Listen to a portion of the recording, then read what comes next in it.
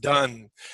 Recent surveys have shared with me that people are having challenges in their businesses with prioritization, managing distractions, staying focused, and having just time to do things to get things done and maybe even to build their businesses.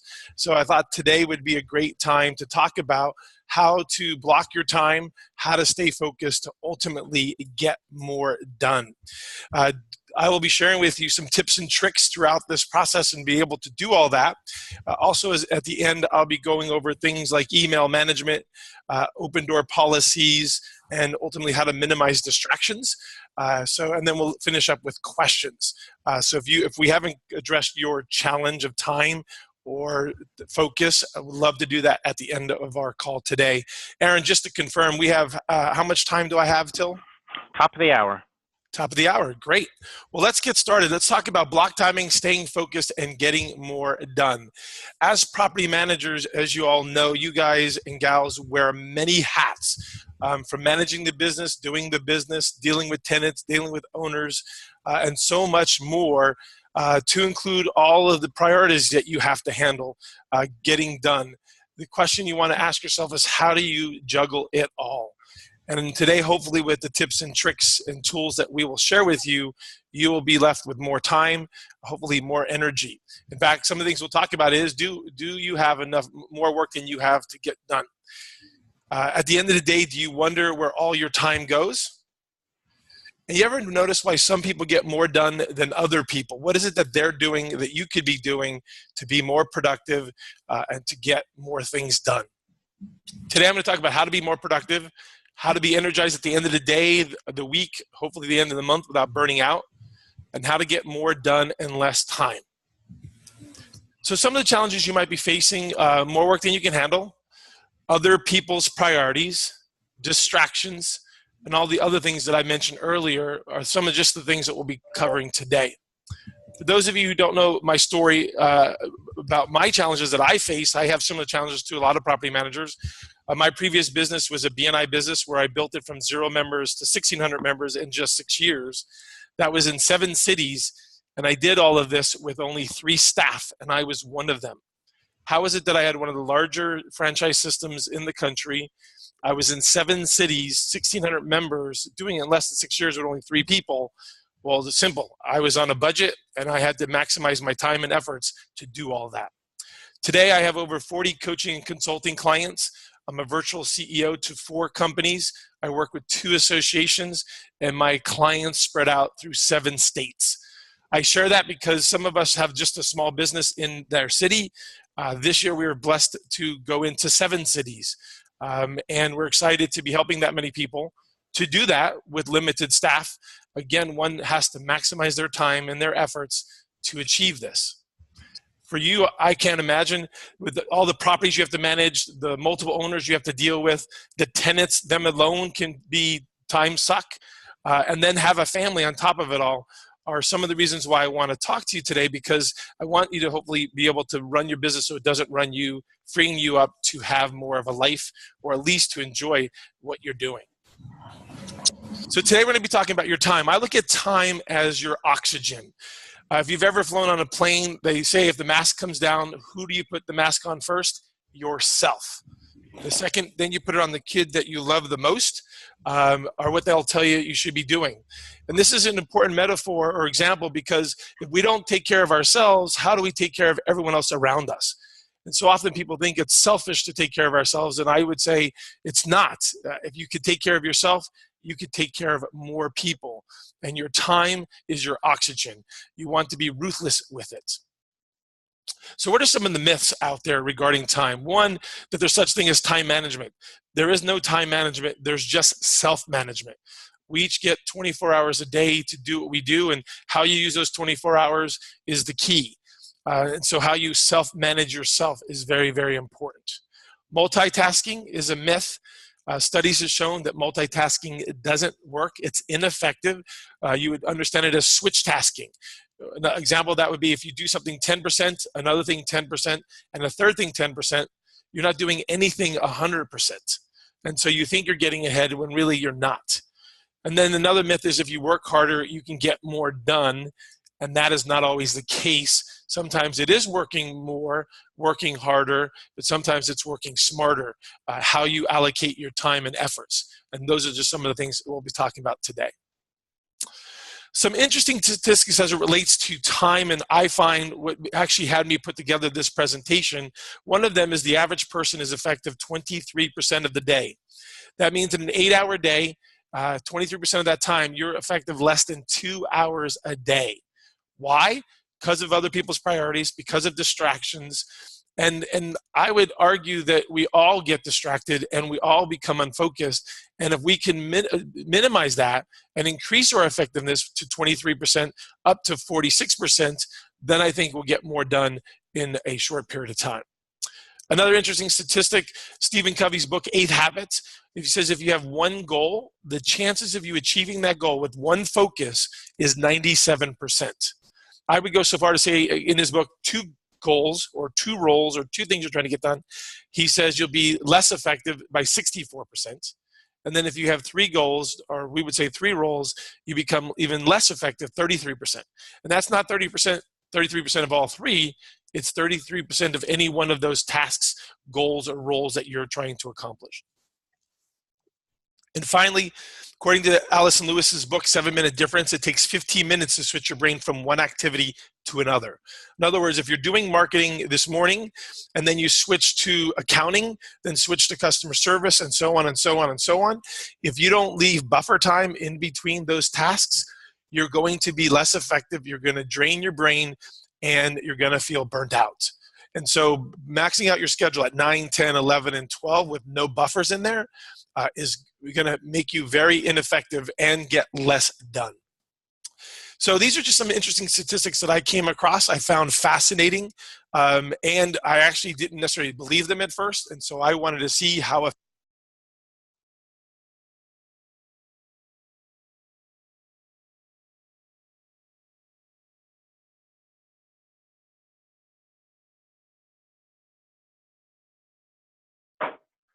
Oops, did we lose somebody? Can you guys hear me? I can hear you. I can't. Jim's gone though. Yeah, let me see what's going Is Jim on. back? Oh, yep, Jim's back. All right. Where did I lose you? Just about 30 seconds ago. 30 seconds ago. So I would, sorry for repeating myself, but these are some interesting statistics that I found. And in those statistics, I found them to be true in my own business as well as working with my clients' businesses. So today we're going to help you to become more effective, get more done, and be less burnt out. So what can you do? One of the first things that I would do if I were you is I would start to organize your thoughts. Einstein is quoted as saying, the brain is for thinking, not for storing. Most business owners I come in contact with are running their businesses in their heads. So getting stuff out of your head down on paper will make a huge difference in your productivity and being less burnt out. Helps you to manage and handle a lot of the things that you do. So let me ask you a question. What's more important? And I open this up to the group. Bringing in business or getting the work done? What do you think is most important? Bringing in the business. Good answer. Bringing in business. Anybody else want to take a guess at it? The answer is both. They are equal. It was a trick question. Chapin, you are a winner. Today's grand prize for volunteering first. So you're going to get a prize in the mail just for giving an answer. The answer is both. The challenge is we're trying to get, what happens with most people is that when they bring in business, what suffers? Getting the work done. When they stop to get the work done, what suffers? Bringing in business. The trick is to be able to balance them both out so that you can get more done. So one of the things of getting things out of my head is I created this spreadsheet that I highly recommend you do is just pull out a piece of paper, make 3 columns. In the first column, write down bringing in business items. The second column, getting the work done. And third, creating raving fans. If you're managing your business in your head, my advice, my guidance to you is to get it out of your head. And this is just a simple tool that we created with our clients to help them to do that. So if we took the time now for you to write down what do you need to do in bringing a business, what are all the things that you want to do and hope to do in the future, Write down everything you're trying to do to get work done. That is running the business itself.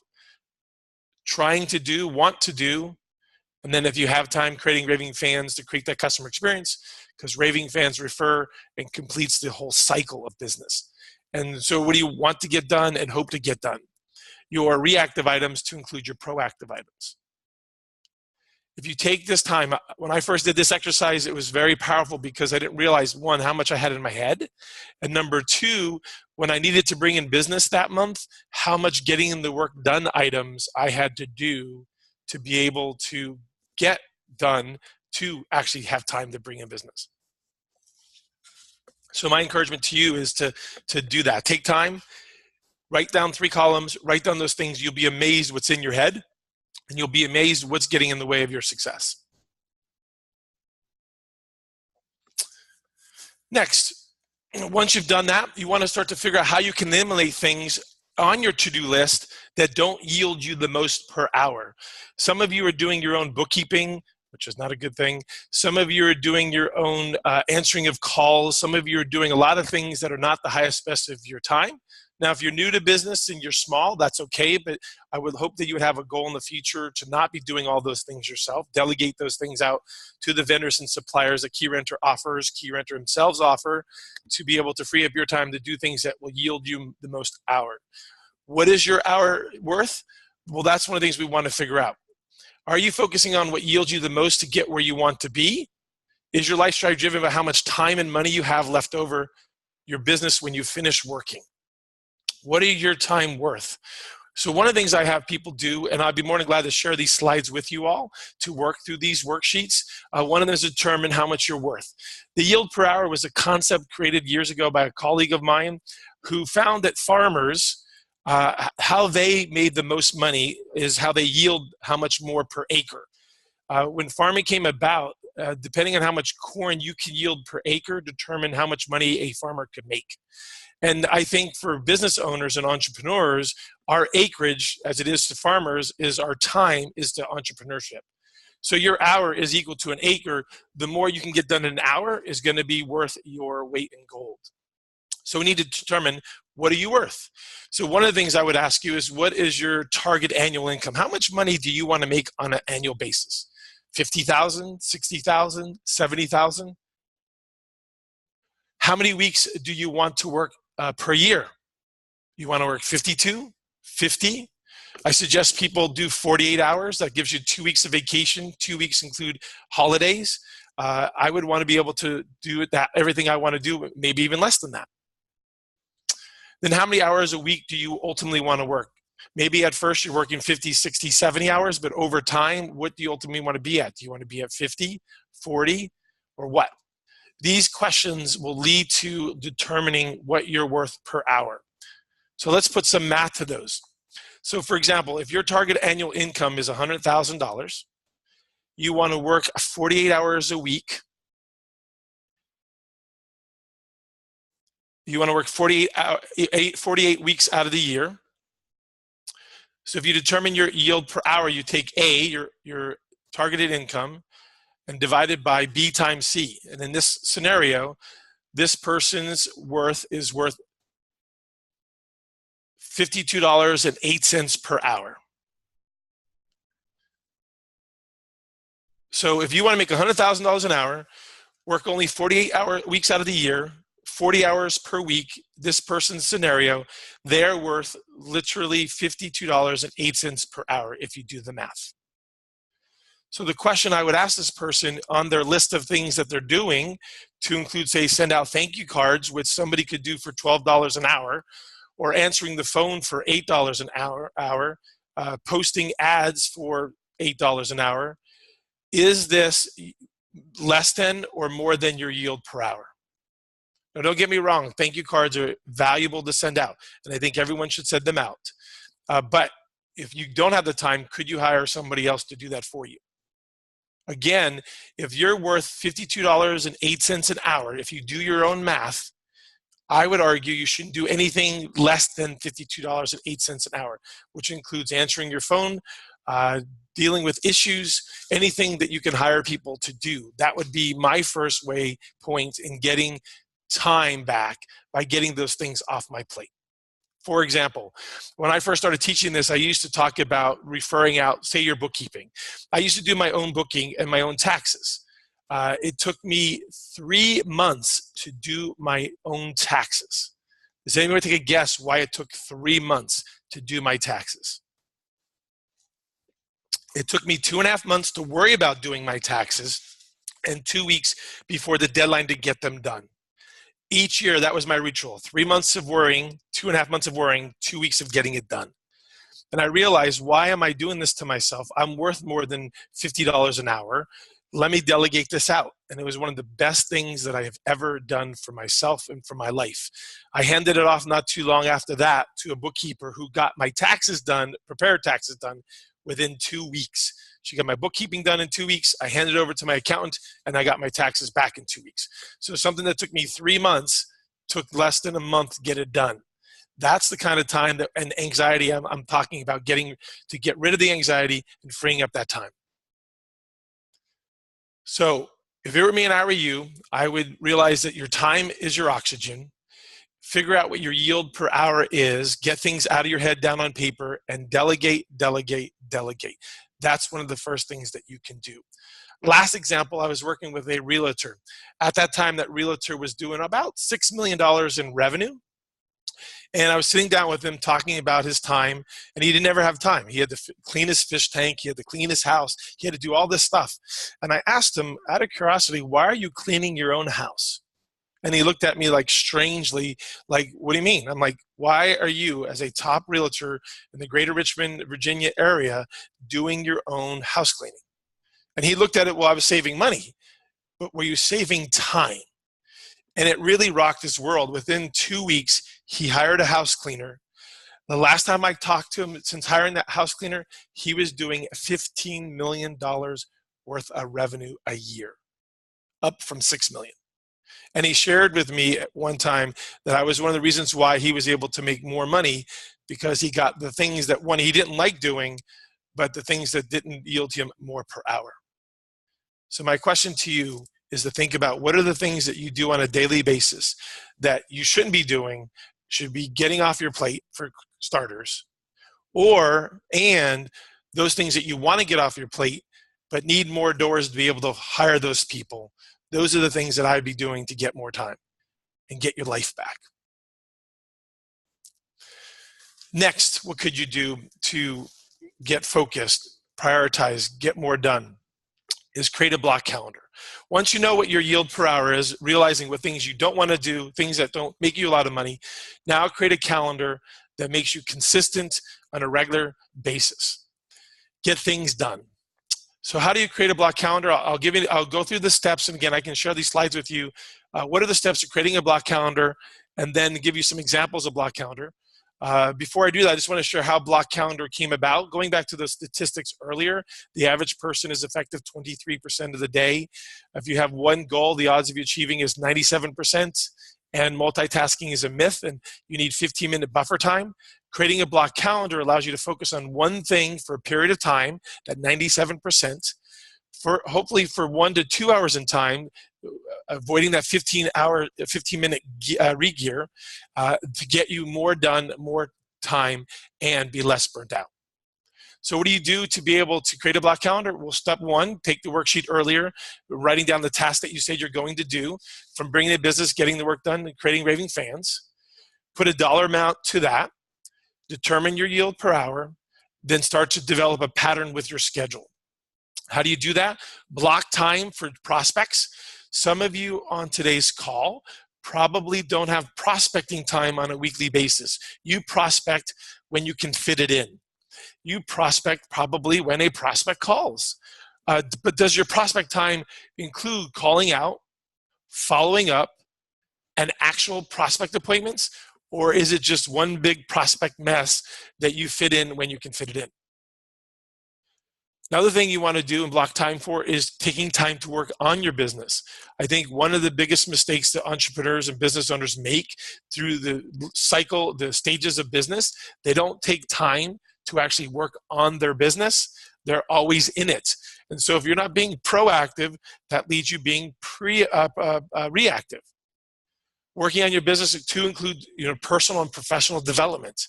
A lot of us, again, try to squeeze that in when a conference comes up, but hopefully you're doing it on a monthly, if not quarterly basis. Block time for your clients, block time for putting out fires, a block time just for buffer time. That is, be able to get things done when you want to get them done. These are just some of the things that I would be blocking if I were you. To include personal time with family. And then the last step is to have someone look at your calendar. Share your calendar with your coach so they can see if there's a pattern. They can see if there's anything that's out of line. See if you're being as effective as you can be. I've looked at many people's schedules. One of the biggest things that I see is they have back-to-back appointments, or they have multiple different types of appointments on the same day. So that's client time, prospect time, personal time, and they're back-to-back. And that's what causes burnout. That's what causes us to be ineffective. So let me give you an example of what we're talking about in a block calendar. Now, I would just point out that I wouldn't try to block everything as quickly as possible. I would take one thing at a time, whether blocking prospect time or client time or follow-up time. Don't try to block everything until you figure out the one or two things. So on your screen, you'll see a calendar. Imagine if I were to create a routine on a regular, consistent basis so I know when I can get things done. It might look something like this, where I do prospecting, that's call outs, that's working on my CRM, that's figuring out who I'm going to target on Monday, Wednesdays, and Fridays. And then I would schedule physical appointments 2, 3, and 4 on Monday, Wednesdays, and Fridays, maybe sitting down with owners or talking to owners to be able to talk about what makes us different and why they should be doing business with us. And then I would use Tuesdays and Thursdays for paperwork. And this is a typical schedule of somebody who's brand new to business. You'll notice that Tuesdays and Thursdays are made up of a lot of paperwork because they're new to the business and they're not maybe familiar with the systems and processes that come. But this is a good example of patterns where on Monday, Wednesdays, and Fridays, I know without question I'm going to be prospecting. Tuesdays and Thursdays, I can get my paperwork done. The power in this is so often, I don't know about you, but for me, sometimes I stress because I don't know when I'm going to get to my next proposal, or I'm not knowing when I'm going to have time to get a project done. Because I don't know that, because I didn't block my time, it stresses me out.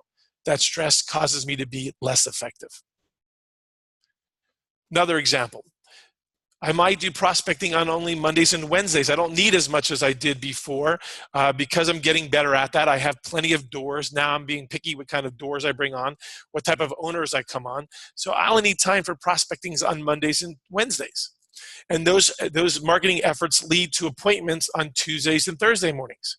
Now, why Tuesdays and Thursday mornings versus Monday, Wednesday, Friday afternoon? Well, maybe because I'm better in the morning than I am in the afternoon. I'm a morning person versus an afternoon person. Some of you on this call are not morning people. So I might suggest you don't have prospect appointments or client appointments in the morning. I might have them in the middle of the day or the afternoon. You have to figure out, again, what works for you. So in this scenario, I would have appointments at 9, 10, and 11 on Tuesdays and Thursdays. I now am better at what I do, and I'm using systems and processes. I understand AppFolio better. So my paperwork may be just on Tuesdays and Thursday afternoons for 3 to 4 hours or less. But then I'm going to include date night. For some of us, we have put off our families and our friends to build our businesses, and I respect that, and I honor that. But sometimes we have to make time for our loved ones. That date night is very, very, very important. I'll give you, and that could be if you don't have a significant other. Well, that could be time for yourself, time where you use your time to rejuvenate yourself. So often we put our lives on hold while building a business, and if you know any of my presentations, it's about building a business while having a life along the way. Couple examples here. One of those examples, I was working with a realtor. And with that realtor, what I found that happened was she was very, very successful here in the Virginia market. And she hired me the following year when she wasn't doing so well. And so I studied her numbers. I studied what she was doing, what she wasn't doing. But I really couldn't find anything that was amiss. Her just numbers were down. And so I asked her, what did you do last year that you're not doing this year? And she said, nothing. Well, there's this one. Well, no, nothing. And I go, what was that? She goes, well, there's this one thing, but it was nothing. I said, well, what is that one thing? She said, well, I used to get my nails done. I'm like, okay, tell me about that. I used to get my nails done every single week. And I said, well, great. If that's one thing you did last year that you did so well you didn't do this year, let's do it. She goes, well, I don't see the difference. I said, well, either do I, but we'll never know until we do it. And so I encouraged her to get her nails done. And within 2 to 3 months, her numbers were back up. And I noticed that. And so I called her. And I forgot the conversation that we had about this. And so I asked her, hey, Ray, how things going? She goes, I'm doing very well. I said, I noticed your numbers are up. Can you tell me what you're doing different? She goes, oh, I did what you told me to do, which, again, I didn't remember. She said, I'm doing my nails. I'm getting my nails done every Wednesday morning. And I said, okay, that's interesting. Tell me more. She said, I realized it wasn't me getting my nails done that made the biggest difference. It was that was the time while getting my nails done, I worked on my business. I thought about my business. It was Wednesday morning, and I was wondering, how was I doing for the week? Are my people who work for me doing their jobs? It was the one time a week she took for herself to work on her business to give her time to think. And that is what made the biggest difference. It turned her business completely around. She took off again, graduated from our program, and it just goes to show you that taking time for yourself to do the one thing, whatever that is, will make the biggest difference.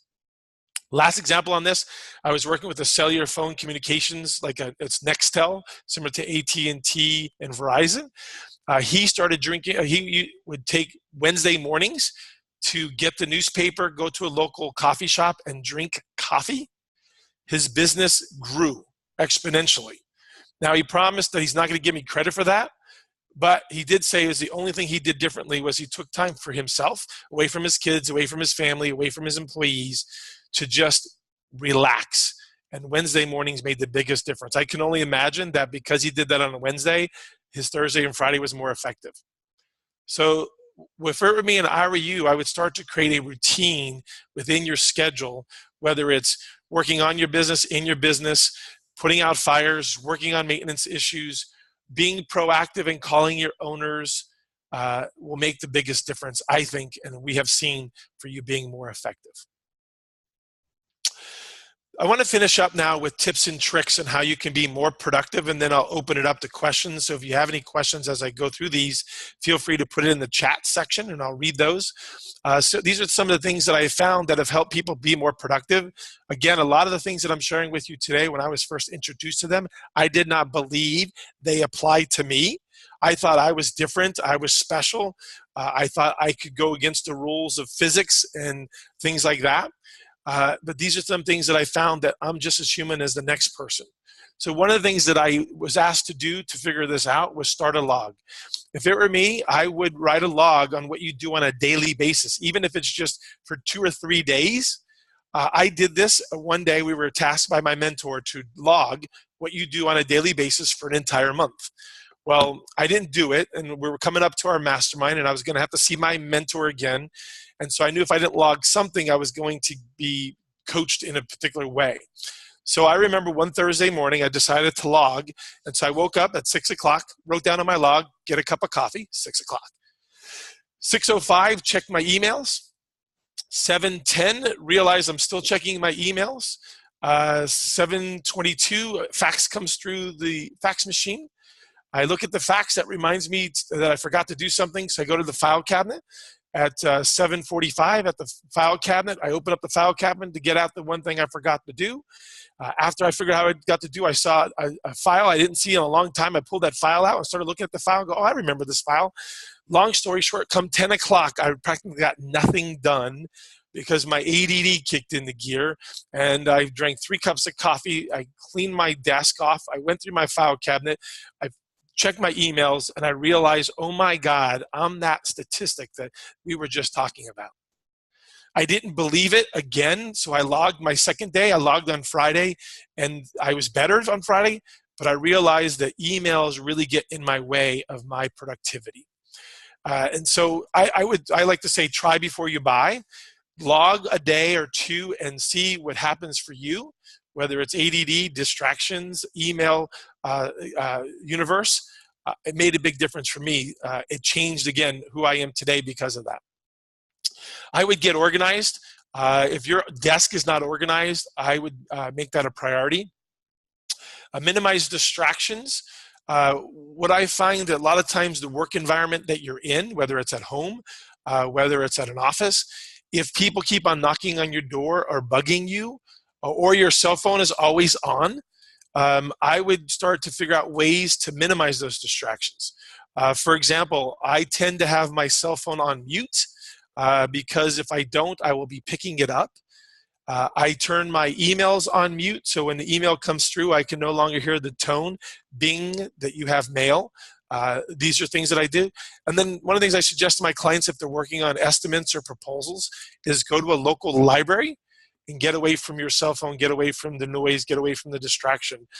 There are things that you can do to be able to minimize those. And those are just an example. Change your environment. As I mentioned, some people work from home, and I used to work from home, and that wasn't easy for me. Other people work from home, and they have kids, and the kids are constantly coming into their office. Sometimes you may have to go to a coffee shop or one of these shared co-working spaces. Sometimes just changing your environment where you get certain things done may make the biggest difference. Focus on one thing for a period of time. If you notice in the block timing example, those are blocks of 1 to 2 hours, 3 hours. Reason being is if you can focus on something long enough, you'll get it done quicker, as well as you'll stay within that focus that Stephen Covey talks about.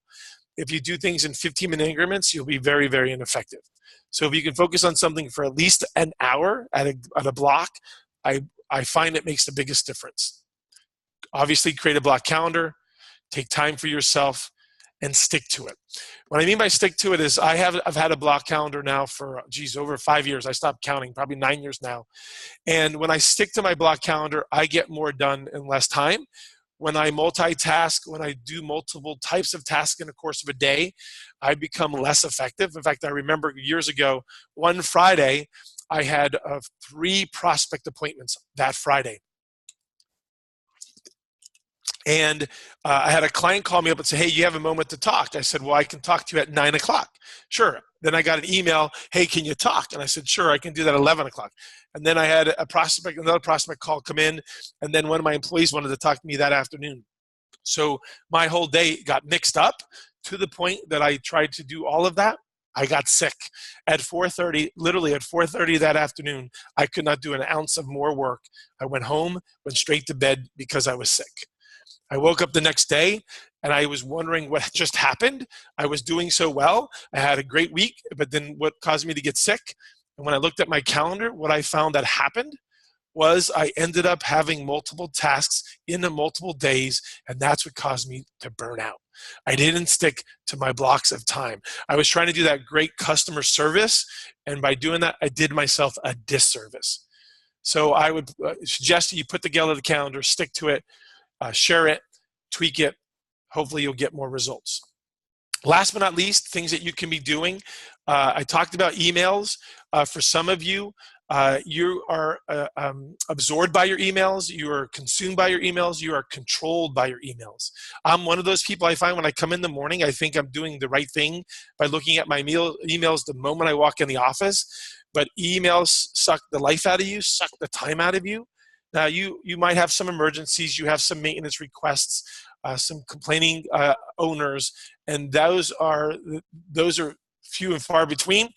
What really matters is that you stay focused, and I would say for some of us, I guess for me, when I look at my emails throughout the course of the day, that is where I lose most of my time. Easily 20 to 30 minutes if I look at my emails. I now have my email system set up so that it's muted and that it doesn't come in, but every 40 minutes, it doesn't recycle itself. Unless I click send and receive, they do not automatically come in anymore, and that has made the hugest difference for me. Voicemail, for some people when it comes to voicemail, I would suggest you change your voicemail system, your voicemail recording, I mean. For some of you, you return phone calls within 10 minutes of getting the call, and you're conditioning your clients, your prospects, the people around you, that you're that accessible. And I don't suggest that because in the future, they're going to expect you to call back in 10 to 20 minutes. I've seen it happen time and time again. And so I would figure out a way to return phone calls at 8, 10, 2, and 4. Again, that's 8, 10, 2, and 4 in some cases. And I've encouraged my clients to even change their voicemail to that effect. For example, I would say, hi, this is Jim Roman. I'm unavailable. I'll be in appointments all morning, but I'll be returning phone calls between 2 and 4 this afternoon. If it's an emergency, please call the office at 1-800-999-5555. Again, thank you for calling. Sometimes your voicemail makes the biggest difference because a lot of times people are frustrated when they leave you a voicemail because they don't know when you're going to return phone calls. By simply changing your voicemail to say I'm returning phone calls between 9 and 10 today and 2 and 4 this afternoon. If it's an emergency, please call our office or call 911. For some of you, that will make the biggest difference. Open door policy, I think it speaks for itself. Sometimes you just have to close the door. For some of us, we have in cubicles or in whatever kind of space we're in. Even at home, if you work from home, having that door open is an invitation for people to come in and distract you. So whether you're working on a proposal for an owner, or you're working on your business plan, or working on your business, try to do this with the door closed. How to make that happen in some environments is before you close the door, go around to your people and say, hey, I'm going to be in the middle of a meeting for the next hour working on my business. If you need anything, it'll have to wait. But before I close my door, I wanted to check and see if you needed anything. Do this 3 times, and by the 4th time, people respect your closed door policy. Another thing you can do is develop your people. If you develop your people to get more done, you will get more done. The trick is getting the time to develop people. I was working with an IT company, does about $1.2 million in revenue, and I kept on telling him he needs to develop his people, he needs to have weekly meetings with his people, monthly meetings with his people, and he said to me, I don't have time, and I share with him passionately that if he doesn't take the time, he'll never get the time. So for some of you, you have people working for you to include virtual assistants.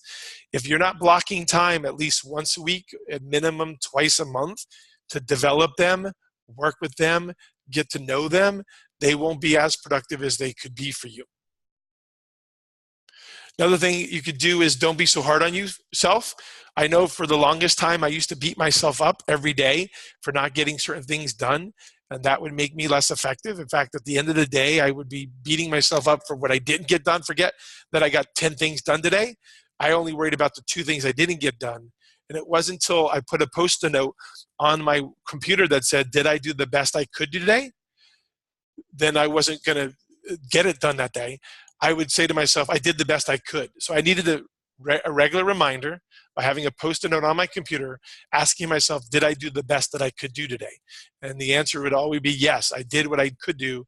It was the best I could do. I can get better, but I did my best. For some of you, taking one day at a time, not worrying about tomorrow's time, taking one day at a time might be the one thing you get out of today's call. Not being hard on yourself, taking one day at a time. Today has its own worries. Tomorrow will be there. Don't worry about that. Be a Post-it note approach. For some of you, you have too long of a to-do list. You have probably to-do lists to your to-do lists. I'm one of those people, I have a planner pad and I put a lot of things I need to do.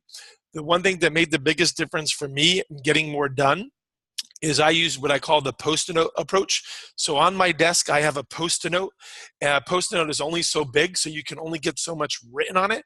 I would suggest you focus on 3 things a day that you're going to get done, no more than 5. If you do get those 3 done, take the rest of the day off. If you get those 5 done, take the rest of the day off, or then worry about what else you have to get done after those things. So on my Post-it note right now, I'm looking at, I have to schedule a call with Carol. I need to schedule 5 appointments, and I need to collect some documents from some of my clients. That's it. There's nothing else on the Post-it note, because if I put too much on it, I won't get much done, and then I won't feel as effective. So for me, a simple Post-it note approach than a big long to-do list has made the biggest difference for me. And then finally is being patient. It takes time. It's a process. You guys have a lot of hats to wear. And so by blocking your time, focusing a lot of time on one thing, creating that regular routine will make the biggest difference in your productivity. Example, as I started off this call with, I find that we get more done before a holiday or we get more done before a vacation than any other time of the year.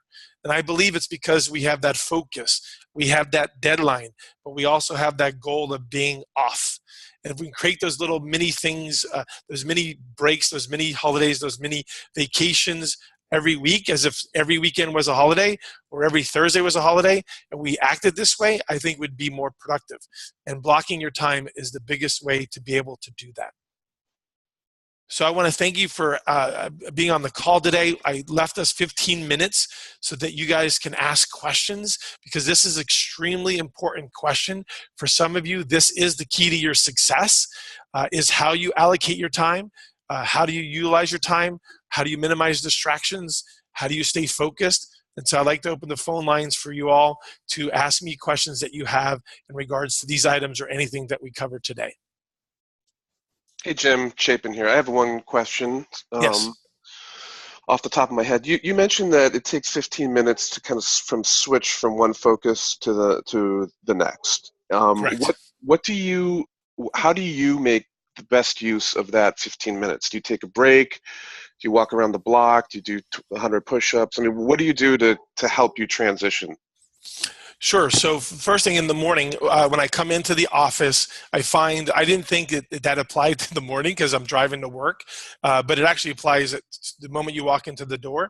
And so one of the things that I do in the morning to get my day started is if my desk isn't already organized, which 9 times out of 10 it's organized, I write down on my Post-it note what I plan on doing that day. So I come into the office and I said, okay, what am I going to do today that's the most important? For example, it could be getting ready for today's call. I had a coaching call at 10 o'clock. I have to follow up with the client by 3 o'clock. So I make a Post-it note. Then throughout the course of the day, to your question, what do I do in between those blocks of time?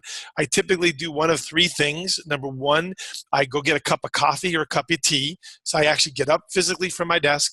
I walk down the hall where my coffee pot is, and I make tea. Or I will go visit my colleagues. So I run a co-working space here in Richmond, Virginia, and I have other colleagues in the offices. So when I'm in between tasks, I'll go pop in and say, hey, how's your day going? Catch up for 5 or 10 minutes. Lift their spirits if they need lifting, just checking in with them, and then I come back. The third thing that I do, and I'm not proud of admitting this, but I look at Facebook and LinkedIn for 5 minutes. But I'm not doing it for any other reason but to change my brain. So when I open up my LinkedIn or my Facebook, I'm looking to see if I have any new connections, any important posts for my clients that I see. I spend no more than 10 minutes on that to literally change my brain. And I even say it, I'm doing this to change my brain. It's a habit that I've created because there's not much on LinkedIn and Facebook anyway. And then once I've done that for 5 or 10 minutes, I switch on to the next task. So those are the 3 things I do. Walk down the hall, talk to my colleagues in our co-working space, check social media for 5, no more than 10 minutes, and then I move on to the next task. Cool. Thank you. You're welcome. Thank you for asking. So you're saying it's okay to be on Facebook at work? I'm just messing with you, Jim. I know you are, and that's why I'm afraid to say it. But if it's done for the right reasons, in my case, that's what I do. Is I usually go to LinkedIn because LinkedIn, again, there's not much that's going to come at you, well, except for some of the videos. But for some people, it's just standing up and walking around for a little bit to switch to the next task. You got to find that little what I call ritual that works for you. Hey, Jim, this is Greg. I can't underscore enough the use of time blocking. Yep. I hired a efficiency coach, last year, and that was a big thing that she helped me with. I even shared that with Dana in Vegas, and it's really helped me because it does group all those like tasks together and makes it much easier to get more done. I agree. I was working with the life insurance agent, and his schedule was he'll get to bring in business at the end of the week. So he typically with Thursdays and Fridays was when he would get the work done for bringing in business. And I was worried about that because in life insurance business, there's a lot of paperwork. There's a lot of things your bosses want you to do. And if you're bringing in business at the end of the week, I promise that's going to get pushed into the weekend, and then you're not going to work a weekend. I encouraged him just to switch his calendar around and bring in a business Monday and Tuesday, and then Wednesday on, do whatever he wanted to do to include paperwork. And that's all he did was literally switch those around to Monday, Tuesday, bring in a business. and he was able to grow his business to actually make a living by making that switch. He put that first and everything else second. So I agree with you. It is very, very important. What other questions, comments do you all have?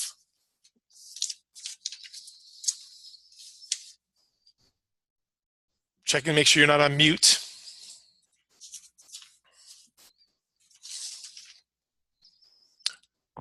What do you recommend to do if your time blocking gets disrupted and you're thrown off track? What's the best way to get back in the flow? I think for me, it's to acknowledge that you're off flow. So lately, one of the things I've been doing is I have some major goals this year.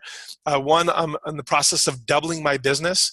So I've been doing the same amount of revenue for 10 years. And I said, I'm 50, I just turned 50.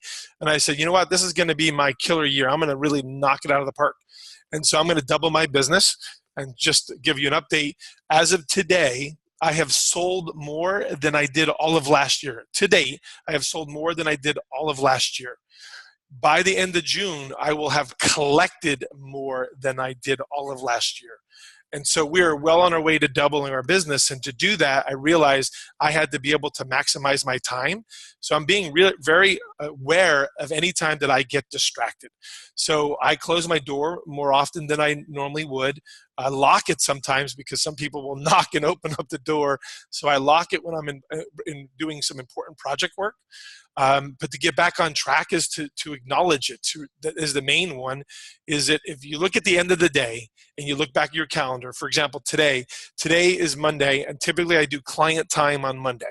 If I do my client time on Monday, I usually get more done. And so I'll look at the end of the day to answer your question. At 10 o'clock, did I do what I said I was going to do? At 12 o'clock, did I do what I said I was going to do? At 3 o'clock, did I do what I said I was going to do? If not, why not? I think being aware, self-aware of what gets in the way of our distraction makes the biggest difference. And then the last thing in regards to what I do is just acknowledge it and get back into track. I will add one thing. So something that I just recently started doing, I have a lot of projects with my major goals this year. And something I've been doing is putting only 3 things on my desk. I used to have 5 or 7 things I wanted to get done, and once I get the first one done, I grab the second one. Well, now I'm only putting 3 things on my desk, and I'm not touching the second, the third, the fourth, and fifth that are on the other parts of my desk, are just the one thing at a time. I think I have ADD, and if I get distracted and I don't have that one thing on my desk, then I won't realize it. So acknowledging it, going back to your schedule, at the end of the day, checking to see that you did stay on task. Hey, Jim, what email program do you use to do the 40-minute email, inbox thing? Outlook. Outlook has the newest Outlook. I'm not sure which. My Outlook is closed right now, so they didn't. I have Outlook 2016 and beyond. Allows you to set the intervals when your emails come in, whether it's 5, 10, 20, so on minutes. By the way, Boomerang for Gmail does that as well. Yeah, I was just going to say that I use Boomerang, and yeah, I just remember that. Thanks. Yeah, just to be silly, but I didn't know that you can mute your email sound. So anytime an email would come in, my computer at my old desk was to my left, and anytime the email came in, it would make that bing noise. You go bing, and I go, ooh, who emailed me? And I would stop whatever I was doing to look at my emails. And so I try to make sure my computer is not in front of me. Hopefully behind me, the sound is off so I can't hear it, so I don't get sucked into the email cosmos.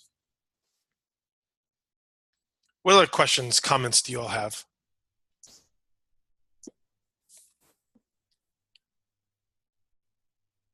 Anyone? Anyone? Well, if you have any other questions that come up course of the week, or if you start to work on a block calendar and it's not working for you, or you want me to look at your block calendar, I'd be more than glad to look at anybody's block calendar. I love doing that kind of stuff and seeing the different types of patterns, whether you're multitasking, your blocks at times are too small or too big, or you're not leaving buffer time. Feel free to reach out to me. This is all my contact information, jimromanonline.com.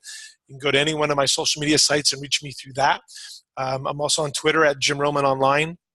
But please feel free to send those questions, comments, clarifications as you go through this process. Again, you guys have a lot on your plate. You're trying to build a business. You're trying to be with your family. You're trying to stay in business. And I believe with all my heart that if you can stay focused, be ruthless with your time, you will be successful. I'll leave you with these last several books that I would recommend. The books that I would recommend on the topic is The Effective Executive is one of the books on time management. The Effective Executive.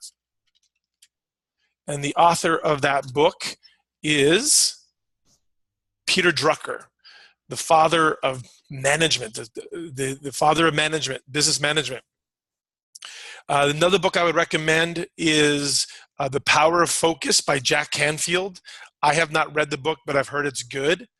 My favorite book on not necessarily time management, but energy management is The Power of Full Engagement, F-U-L-L, by Jim Lohr and Tony Schwartz. In the book, The Power of Full Engagement, they talk about that managing your energy, not time, is the key to high performance.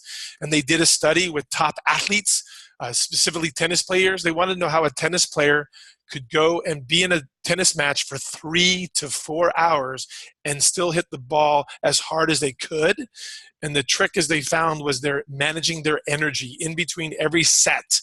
They would calm their hearts, calm their breath to be able to manage their energy, to be able to impact the full engagement of the ball.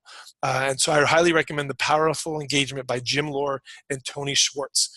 And then finally, 7-Minute Difference by Allison Lewis. She talks about the attention span of an executive, the 15 minutes between tasks.